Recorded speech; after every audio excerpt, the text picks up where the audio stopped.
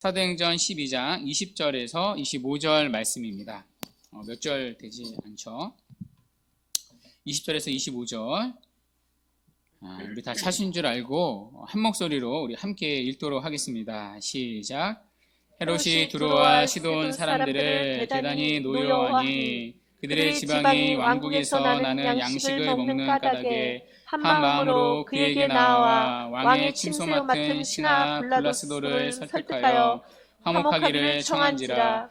헤롯이 나를 택하여 왕복을 입고 단상에 앉아 백성에게 연설하니 백성들이 크게 부르되 이것은 신의 소리요 사람의 소리가 아니라 하거늘 헤롯이 영광을 하나님께로 돌리지 아니하므로 주의 사자가 곧 치니 벌레에게 먹혀 죽으니라. 하나님의 말씀은 흥황하여 더하더라. 바나바와 사울이 구주하는 일을 마치고 마가라는 요한을 데리고 예루살렘에서 돌아오니라. 아멘. 네, 오늘은 헤롯의 죽음이라는 제목으로 하나님 말씀 증거하도록 하겠습니다. 오늘은 사도행전 12장의 마지막 부분입니다. 사도행전 12장은 예루살렘 교회가 받는 핍박을 다룹니다. 그 핍박의 중심에는 헤롯이라는 왕이 있습니다. 자, 이때 헤롯은 이제 헤롯 아그리파 1세였죠. 자, 이 헤롯의 핍박으로 두 명의 사도가 희생을 당합니다. 한 명은 야고보 사도였죠. 야고보 사도가 12사도 가운데 처음으로 순교를 당합니다. 자, 또 다른 한 명은 이제 베드로 사도였죠. 베드로가 감옥에 갇혔습니다. 자, 그런데 베드로는 하나님의 기적적인 간섭하심으로 살아나왔습니다. 자, 그리고 베드로가 탈옥한 지 어느새 1년이 지났습니다. 1년쯤 지났을 때 한 가지 사건이 일어납니다. 바로 헤롯 왕이 죽습니다. 자, 그 헤롯의 죽음이 오늘 본문의 내용입니다. 먼저 헤롯이 죽게 된 배경이 있습니다. 자, 앞에 이제 19절에 보시면요. 헤롯이 유대를 떠나 가이사라로 내려갑니다. 지도를 한번 보여주시겠어요?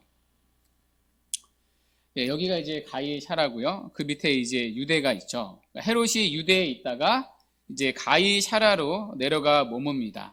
자, 이 가이사라는요, 헤롯 아그리파 1세의 할아버지인 헤롯 대왕이 만든 도시입니다. 우리가 지난번에 살펴봤었죠. 이제 헤롯 가문의 족별을 살펴봤는데 오늘 본문의 헤롯 왕의 할아버지인 헤롯 대왕이 만든 도시가 이 가이사라라는 도시입니다.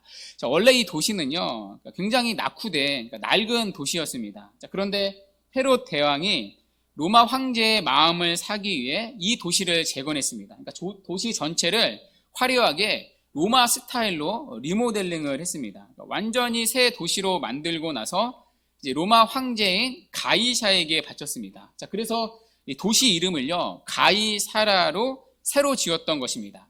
그러니까 로마 황제 가이사의 이름을 따서 가이사라로 지어서 황제에게 바친 거죠. 자, 한마디로 헤롯 대왕이 가이사라를 지은 이유가 무엇이죠? 로마 황제 가이사에게 아부하기 위해서 지었던 도시입니다.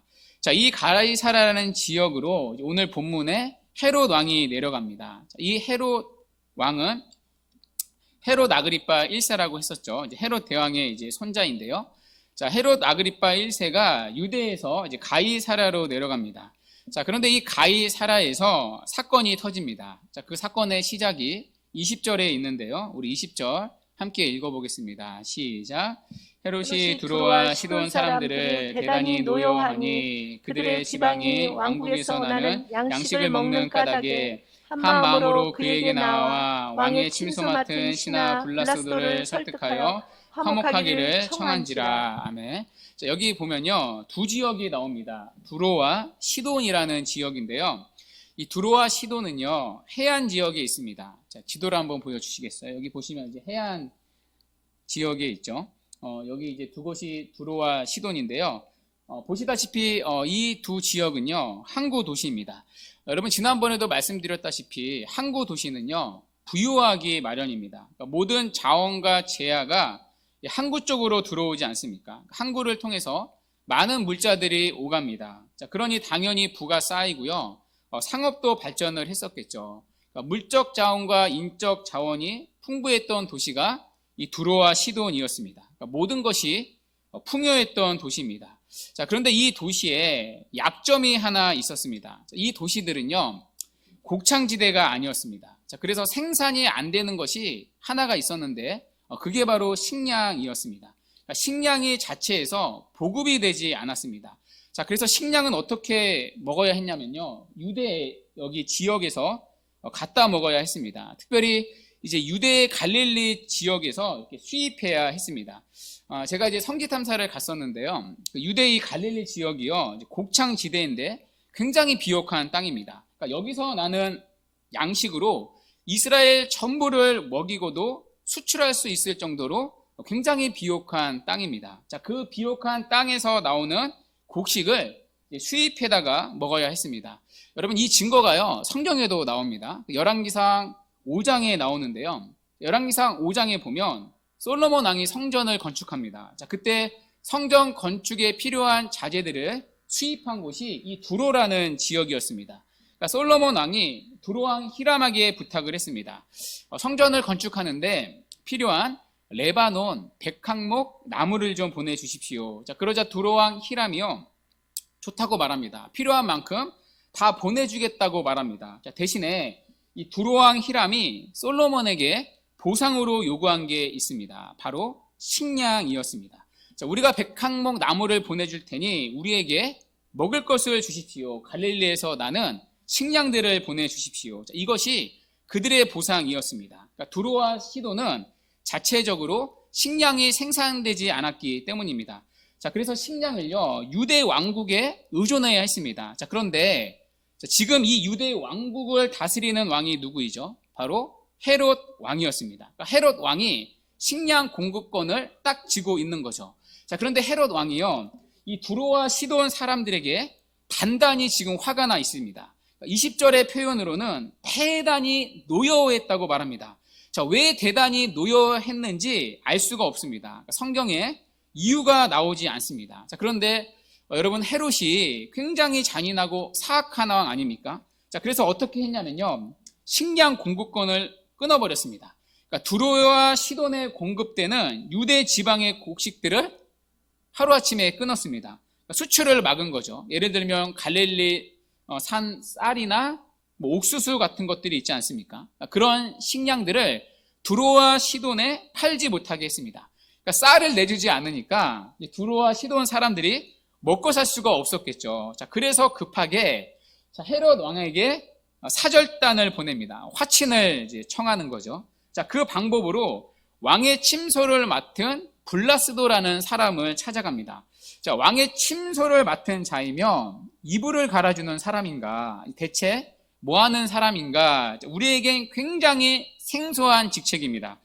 제가 주석을 찾아보니까요, 이 침실 시종은요, 왕의 개인적인 수석 보좌관이라고 말합니다. 그러니까 이 사람이 당시의 경호대장의 역할도 겸했다는 설명이 있습니다. 자, 그러니까 왕의 최측근이었겠죠. 자, 그래서 이 사람의 중재를 통해서 헤롯과의 갈등을 풀려고 했습니다. 자, 그래야 식량을 다시 수입할 수 있으니까요.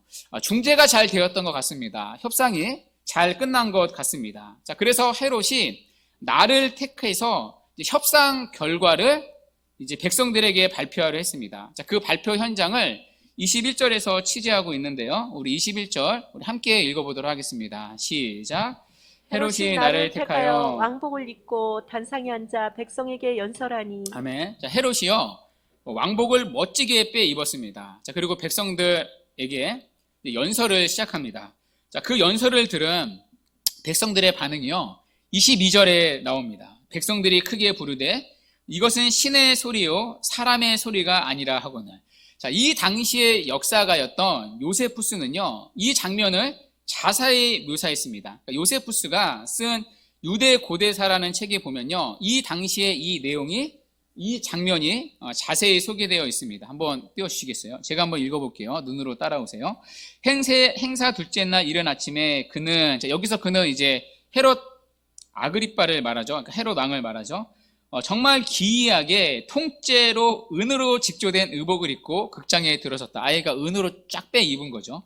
마침 의복의 은이 햇빛에 반사되어 영롱한 빛을 발했는데 그 반짝이는 모양이 어찌나 신기하고 찬란하던지 그를 골머리 바라보던 이들은 일순간 겁에 질렸다. 여러분 굳이 추가적인 설명 필요 없죠. 헤롯 왕이 은으로 도배된 옷을 쫙 빼 입었는데 햇살을 받으니까 굉장히 번쩍거렸겠죠. 자, 그때부터 이 아첨꾼들은 여기저기서 그가 신이라고 외치며 이렇게 덧붙였다. 우리에게 자비를 베푸소서. 지금까지는 우리가 왕을 인간으로만 공경했으나 이제부터는 불멸의 신으로 우러르겠나이다. 자, 그런데도 왕은 그들을 책망하거나 그러한 불경한 아첨을 거부하지 않았다. 그러니까 이 당시 요세푸스가 오늘 성경과 비슷하게 거의 유사하게 이 장면을 자세하게 지금 풀어내고 있는 거죠.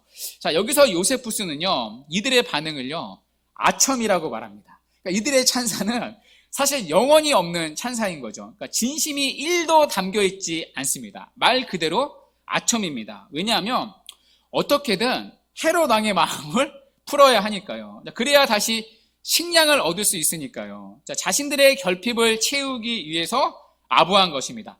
아부도 보통 아부가 아니죠. 헤롯을 신에 비유해서 칭송을 했습니다. 당신은 우리와 같은 인간이 아니라 신이십니다.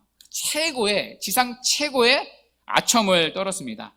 자, 그런데 중요한 건요, 아첨을 받는 헤롯의 반응이었습니다. 자기를 신처럼 떠받드는 칭송을요, 그냥 그대로 취했습니다. 하나님께 돌려야 할 영광을요, 자기의 것으로 여겼습니다. 자, 그러자 하나님이 헤롯을 치십니다. 자, 오늘 본문의 표현으로는 주의 사자가 곧 헤롯을 쳤다고 말합니다. 자, 어떻게 치죠? 자, 벌레에게 먹혀 죽게 하십니다. 그런데 여러분 이 장면을요, 오해해서는 안 됩니다. 그러니까 영화의 장면처럼 막 수백 마리의 벌레떼들이 갑자기 헤롯에게 붙어서 헤롯을 뜯어먹었다는 게 아닙니다. 그러니까 헤롯의 몸에 바퀴벌레들이 올라가는 그런 장면을 상상해서는 안 됩니다.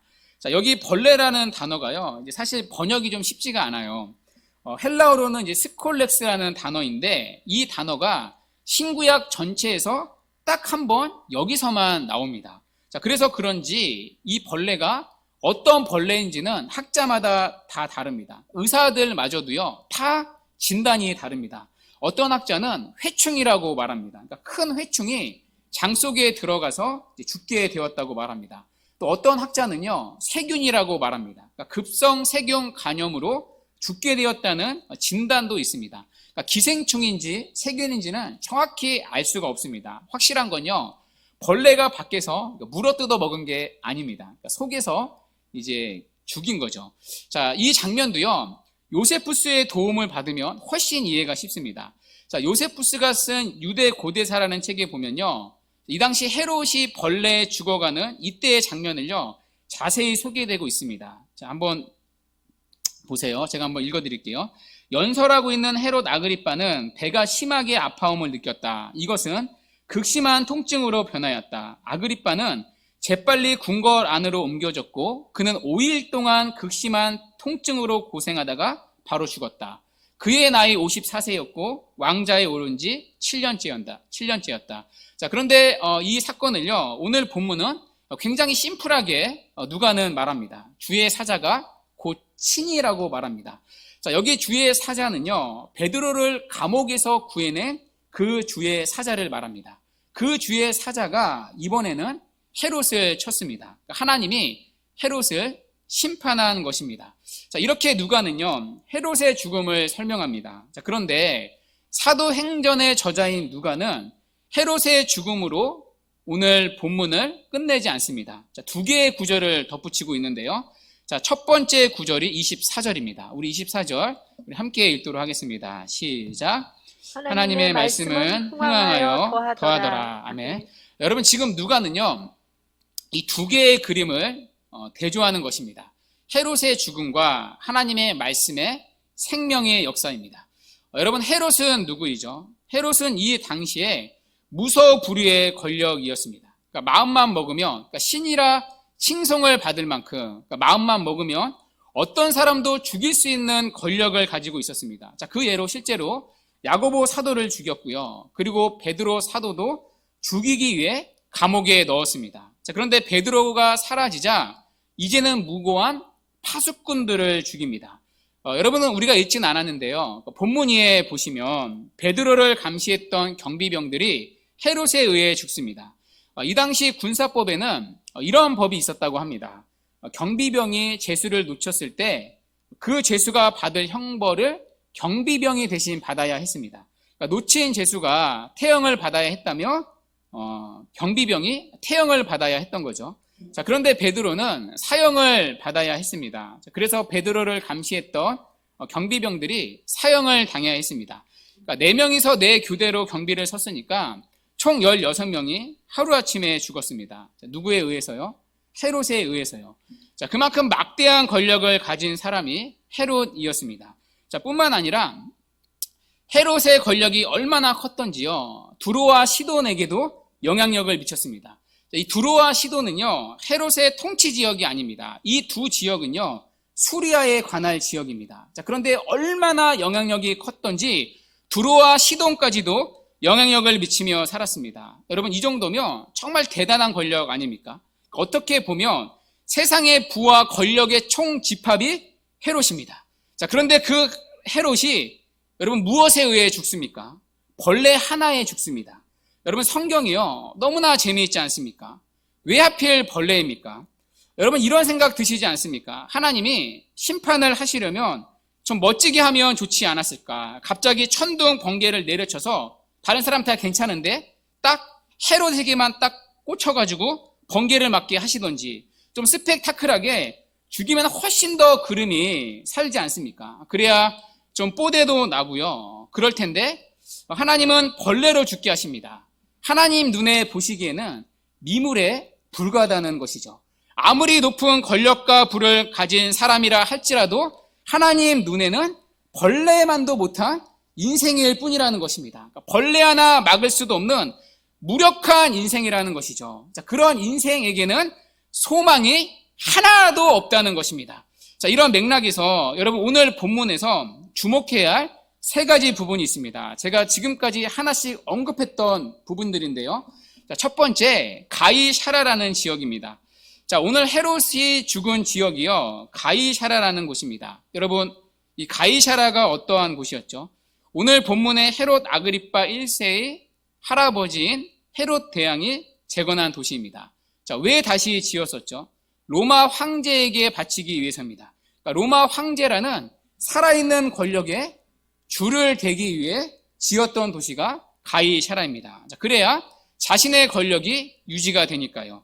그러니까 자신의 권력과 부가 로마 황제에게 달려있다고 믿었던 것입니다. 자, 그래서 지어서 바쳤던 도시가 가이샤라입니다. 자, 그런데 두 번째, 이 가이샤라라는 곳에 그의 손자, 오늘 본문에 죽었던 헤롯 왕이 내려갑니다.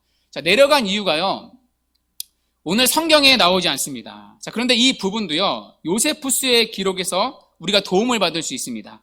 자, 요세푸스의 기록에 의하면 이 당시 영국 원정에서 로마 황제인 글라우디오가 이기고 돌아와서 승리를 축하하는 축제를 열었다고 합니다. 자, 그 축제에 참여하기 위해 헤롯 왕이 가이샤라로 내려갔다는 기록이 있습니다. 여러분, 헤롯 왕의 임명권이 로마 황제에게 있지 않습니까? 자, 그러니 잘 보여야 하겠죠. 자, 얼굴 도장 찍으려고 가이샤라로 내려갔던 것입니다. 자, 마지막 3번째, 가이샤라로 내려간 헤롯 왕을 칭송하는 사람들이 있었습니다. 바로 두로와 시돈 사람들이었습니다. 자, 그들은요, 헤롯을 신이라고 칭송을 했습니다. 아첨을 했습니다. 이유가 무엇이죠? 그래야 자신들이 먹고 살 수 있었기 때문입니다. 그러니까 자신들의 식량이 헤롯 왕에게 달려있다고 믿었기 때문입니다. 자, 그래서 헤롯에게 아첨을 떨었습니다.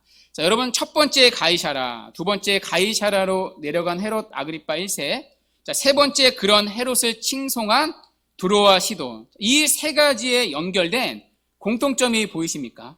하나같이 세상의 권력에 줄을 대고 있다는 것입니다. 헤롯 대왕은 로마 황제에게, 또 그의 손자인 헤롯 아그리파 1세는 그 당시 로마 황제에게, 또 두로와 시돈은 헤롯 왕에게, 하나같이 그들은 세상의 권력에 줄을 대고 있습니다. 자, 그래서 그들은요, 세상의 권력에 눈치를 보았습니다. 그리고 세상의 권력에 아첨을 떨었고요. 그래서 그들은 세상의 권력을 두려워했습니다. 자, 이것이 그들이 살아가는, 하나님 없이 이 땅을 살아가는 공통적인 삶의 방식이었습니다. 그들이 먹고 살아가는 것들이 세상으로부터 나온다고 믿었기 때문입니다. 자, 그래서 그들은 하나같이 세상의 것들에 줄을 대고 있습니다. 세상의 눈치를 보았고요. 세상의 권력에, 세상의 소리에 무릎을 꿇었습니다. 자, 그러나 하나님은 그런 세상의 권력을요, 벌레에 죽게 하십니다. 온 세상을 다스리는 것 같았던 헤롯이 벌레 하나 다스리지 못합니다. 아무리 커다란 권력을 가졌다 할지라도 하나님이 보내신 벌레 하나를 막지 못해 죽습니다. 여러분, 왜 하필 벌레라고 했었죠? 하나님 보시기에는 미물 같은 인생일 뿐이라는 것입니다. 아무리 무소불위의 권력을 가졌다 할지라도 우리 하나님 앞에서는 아무것도 아니라는 것입니다. 지극히 미물에 불과하는 거죠. 자, 반면에 24절에 나오는 누가의 고백을 보십시오. 하나님의 말씀은 흥황하여 더하더라. 헤롯이 교회를 박해하려 했는데 헤롯이 죽이려는 교회는 죽지 않았습니다. 교회를 죽이려던 헤롯은 죽었지만 헤롯이 죽이려는 교회는 오히려 부흥을 했습니다. 헤롯이라는 왕은 벌레 먹어 죽었으나 하나님의 말씀은 죽지 않았습니다. 도리어 흥황을 했습니다. 자, 그러면서 누가는요, 두 개의 대조를 통해 우리에게 묻고 있는 것입니다. 헤롯의 죽음과 하나님 말씀의 흥황의 역사, 이 두 개의 대조를 통해 우리에게 또다시 도전하는 것입니다. 우리가 의지해야 할 참된 세상의 왕은 누구신가? 우리가 눈치를 봐야 할 참된 대상은 누구신가? 우리가 붙잡아야 할 참된 인생의 줄은 누구이신가? 우리가 두려워할 만왕의 왕은 누구이신가? 누가 우리의 인생의 공급자가 되시고 누가 우리의 인생을 결정하시고 책임지시는 분이신가? 헤롯이라는 세상의 헛된 권력이 아니라 오늘도 살아계셔서 세상을 통치하고 계시는 하나님이라는 것입니다. 그리고 그분의 살아있는 말씀이라는 것입니다. 오래전에 이 박영성 목사님의 책에서 봤던 부분이 있습니다. 이 박영성 목사님이 어떤 분과 이런 논쟁을 벌였다고 합니다. 신자와 불신자 중에 누가 더 악한가? 이걸 가지고 믿지 않는 분과 논쟁을 벌였다고 합니다. 박영성 목사님이 이렇게 말씀을 하십니다. 그것은 아무래도 불신자가 더 악합니다. 그러나 그 말을 들은 사람이 반론을 제시했습니다. 신자가 더 악합니다. 박영성 목사님이 물으십니다. 저는 이해가 되지 않습니다. 아니, 어떻게 신자가 더 악합니까? 물론 신자가 당신이 기대하는 만큼 기대에 못 미칠 수 있습니다. 자, 신자에게 기대를 했는데 기대만 못할 수는 있지만 절대 평가를 하면 아무래도 신자가 불신자보다 더 낫지 않습니까? 자, 그랬더니 그분 얘기가요, 절대 평가를 해도 신자가 나쁘다는 것입니다. 자, 그 이유가 신자는 너무 약삭 빠르고 세상의 나쁜 짓은 교인이 다 먼저 하더라는 것입니다. 땅 사놓은 것, 증권 사놓은 것 다 교인이라는 것입니다. 그러니까 무슨 세상에 하지 말라는 짓 한 것은 다 교인이랍니다. 자, 그러면서 교인들이 그렇게 된 이유를 자기 나름대로 연구를 했다고 하면서 이런 말을 했다고 해요. 교인들은 다른 불신자들에 비해서 모이는 횟수가 많다는 것입니다. 그러니까 주일마다 모이고 금요일마다 구역 예배로 모이는데 거기서 온갖 세상 사는 나쁜 정보가 교환되더라는 것입니다. 물론 여러분, 저는요, 우리 교회는 아니라고 믿습니다. 여러분들은 다락 모임 때 오직 말씀과 기도에 전무한다고 믿습니다. 여러분, 이건 옆교회의 이야기죠. 자, 그러나 이분이 하는 말의 핵심을 우리가 돌아볼 필요가 있습니다. 오늘날 신자가 세상을 사는 일에 너무나도 많은 것을 확보하고 있다는 것입니다. 세상에 줄을 대며 살고 있다는 것입니다. 하나님을 믿는다 말하지만 불신자가 보기에 막상 우리 삶의 구원은 하나님이 아니라 세상의 것들에 있다고 여긴다는 것입니다.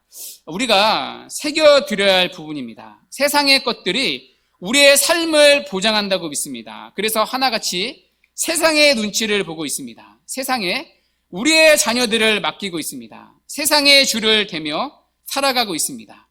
세상이 나를 해코지하면 어쩌나, 세상이 나를 망하게 하면 어쩌나, 그런 두려움에 말씀대로 살아가지 못합니다. 믿음을 탁 드러나야 할 때 그 결정적인 순간에 세상에 타협하며 살아갑니다. 여기에는 신자나 불신자나 차이가 없습니다. 헤롯은 죽었지만 하나님의 말씀은 누구도 막지를 못해서 흥황했다고 말하는데도 하나님의 말씀대로 살아가지 못합니다. 말씀은 말씀이고 세상은 세상의 방식이 있다고 믿습니다. 세상이 만들어 놓은 세상의 길과 방식을 불신자와 같이 똑같이 걸어갑니다. 거기에 얼마나 우리가 분주한지 모릅니다. 하나님이 아니라 세상에 아첨하며 살아갑니다. 오늘 본문에 나오는 이 세상 사람들의 공통적인 삶의 방식과 하나도 다르지 않다는 것입니다.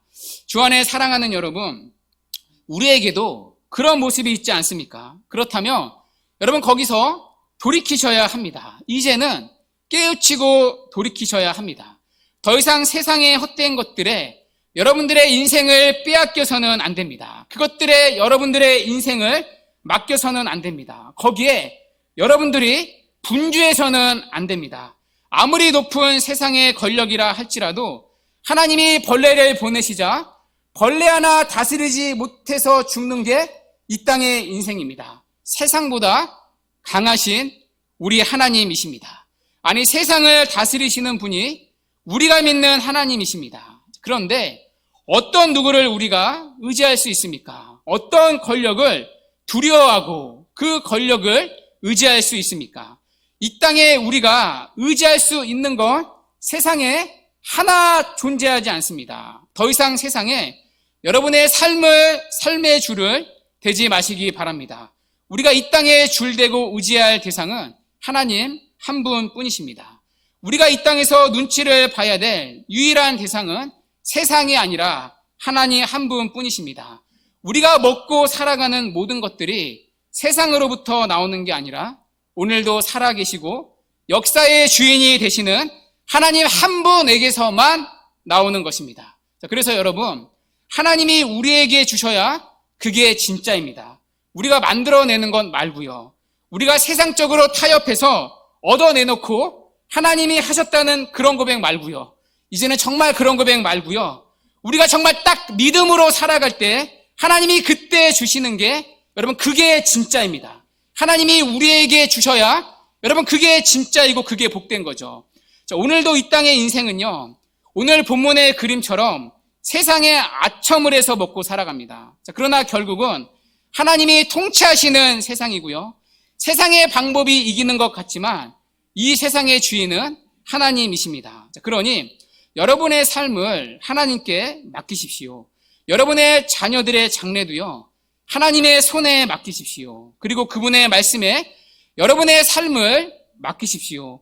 우리가 평생에 붙잡아야 할 참된 인생의 줄은 세상의 헛된 권력이 아니라 오늘도 살아계셔서 세상을 통치하고 계시는 하나님이십니다. 그리고 그분의 살아있는 말씀입니다. 풀은 마르고 꽃은 시드나 그분의 말씀은, 하나님의 말씀은 영원하니라. 그것을 누가는요, 헤롯의 죽음과 하나님의 말씀의 흥황이라는 두 개의 그림을 통해 또다시 우리에게 보란 듯이 기록해주고 있습니다. 자, 그러면서 누가는 마지막으로 종지부를 찍습니다. 자, 그 종지부가 25절인데요. 자, 25절 우리 다시 한번 읽도록 하겠습니다. 시작. 바나바와 사울이 부주하는 일을 마치고 마가라는 요한을 데리고 예루살렘에서 돌아오니라. 아멘. 여러분, 이 25절은요, 여러분 읽으시면서 느끼셨죠? 전혀 문맥상 맞지 않는 표현입니다. 자, 헤롯을 이야기하는 장면에서 뜬금없이 바나바와 사울이 예루살렘에서 돌아왔다는 얘기가 나옵니다. 여러분 읽으면 읽을수록요, 본문의 흐름상 이어져야 할 구절이 아닙니다. 차라리 오늘 이 12장은요 24절로 끝나야 자연스러운 결말입니다. 헤롯의 죽음과 하나님 말씀의 흥황의 역사. 자, 그런데 누가는요, 자, 굳이 이 25절을 12장으로 내보내는 게 아니라 12장으로 가져와서 25절로 12장의 끝을 맺습니다. 자, 그렇다면 여기에는 누가의 의도가 있겠죠. 자, 그렇다면 25절을 넣은 누가의 의도가 무엇인가? 자, 그 답이요, 앞에 11장 30절에 있습니다. 자, 11장 30절 우리 마지막으로 우리 같이 한번 읽어볼게요. 시작. 이를 실행하여 바나바와 사울의 손으로 장로들에게 보내니라. 아멘. 자, 그리고 오늘 25절을 다시 한번 돌아와서 보십시오. 자, 바나바와 사울이 부주하는 일을 마치고 마가라는 요한을 데리고 예루살렘에서 돌아오니라. 자, 그러니까 11장 30절과 12장 25절은요, 사실 붙어 있어야 할 구절입니다. 자, 그런데 이 구절 사이에 누가는요, 헤롯의 이야기를 삽입하고 있습니다. 자, 바나바와 사울이 예루살렘 교회를 도우러 갔습니다. 그리고 나서는 예루살렘 교회를 박해하는 헤롯의 이야기가 나옵니다. 자, 그리고 나서 누가는요, 11장에 나왔던 바나바와 사울이 예루살렘으로 돌아왔다는 이야기를 다시 이어나가면서 12장을 끝냅니다. 그러니까 헤롯의 죽음으로 본문을 끝내는 게 아니라 다시 11장의 이야기를 텀덤이 이어나가고 있습니다. 여러분, 무슨 얘기입니까? 헤롯이 아무리 교회를 박해한다 할지라도, 심지어 사도들을 죽인다 할지라도 하나님의 역사는 멈춰지지 않는다는 것입니다. 자, 그래서 바나바와 사울이 예루살렘 교회의 부조를 가지고 간 사건을 헤롯이 죽은 사건 뒤에 다시 누가가 기록해 놓으면서 하나님의 역사는 사람의 손에 의해 멈추지 않는다는 것을, 실패하지 않는다는 것을 우리에게 보여주는 것입니다.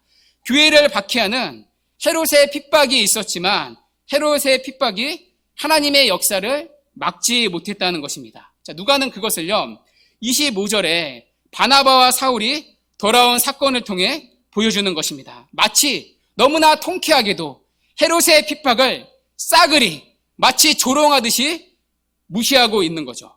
헤롯이 핍박을 해도 하나님의 역사는 결코 방해받지 않는다. 하나님은 하나님의 일을 하시는 분이시다. 하나님은 인간의 박해 속에서도 하나님의 일을 하시는 분이시다. 그것을 말하는 것입니다. 그래서 오늘도 하나님은 살아계시는 분이시다. 그리고 하나님은 오늘도 세상보다 강하신 분이시며 세상을 다스리시는 분이시다. 세상의 그 무엇도 하나님의 일을 막을 만큼 세거나 하나님에게 도전할 만큼 권한을 가지고 있지 못하다는 것입니다. 세상의 모든 것들이 변함없이 오늘도 하나님의 통치 아래 있습니다. 그리고 그분의 통치 아래 하나님을 믿는 하나님의 자녀인 우리가 있습니다. 자, 그러니 세상의 하나님의 자녀인 우리를 막는 것은요, 여러분, 물줄기를 막는 댐이 아닙니다. 시냇물에 박혀있는 돌에 불과합니다. 자, 그 돌이 시냇물을 막는 것이 아니라 시냇물로 하여금 맑은 소리를 내게 할 뿐입니다. 시냇물을 시냇물답게 하지 시냇물이 돌아가는 길을 방해하거나 막거나 걸리적거리게 하질 않습니다. 신자는 그렇게 하나님 안에서 살아가는 자들입니다. 자, 그런데도 세상을 두려워할 필요가 어디에 있습니까? 세상에 자꾸 여러분의 자녀를 빼앗기고 여러분의 자녀를 맡게 할 이유가 어디에 있습니까? 여러분이 주의를 빼먹으면서까지 세상의 눈치를 보고 세상에 무릎 꿇을 이유가 도대체 어디에 있습니까? 세상의 것들을 위해, 얻기 위해 우리의 영혼을 세상에 팔아야 할 이유가 어디에 있습니까? 세상의 것들은 오늘 헤롯의 죽음과 같습니다. 우리가 세상에 대고 있는 모든 줄들은 썩은 동아줄과 같습니다. 허망한 것이요, 썩어질 것이요, 끊어질 것이요, 사라질 것입니다. 거기에 여러분의 인생이 분주해야 할 필요가 없습니다. 우리가 붙잡아야 할 줄은 영원한 줄이신 하나님이십니다. 하나님은 오늘도 살아계시는 분이십니다. 그분은 그분의 자녀인 우리와 함께 하시고 세상의 박해 속에서도 우리를 향한 하나님의 일을 하시는 분이십니다. 그분 안에 우리가 있습니다. 세상이 아니라 주님 안에 우리가 있습니다. 주 안에 사랑하는 여러분, 바라기는 이 확신을 가지고 새롭게 시작되는 한 주를 또 믿음으로 살아내는 은혜가 있기를 바랍니다. 그래서 이 확신과 고백으로 한 주도 믿음으로 승리하는 복된 인생이 되시기를 주님의 이름으로 간절히 축원합니다.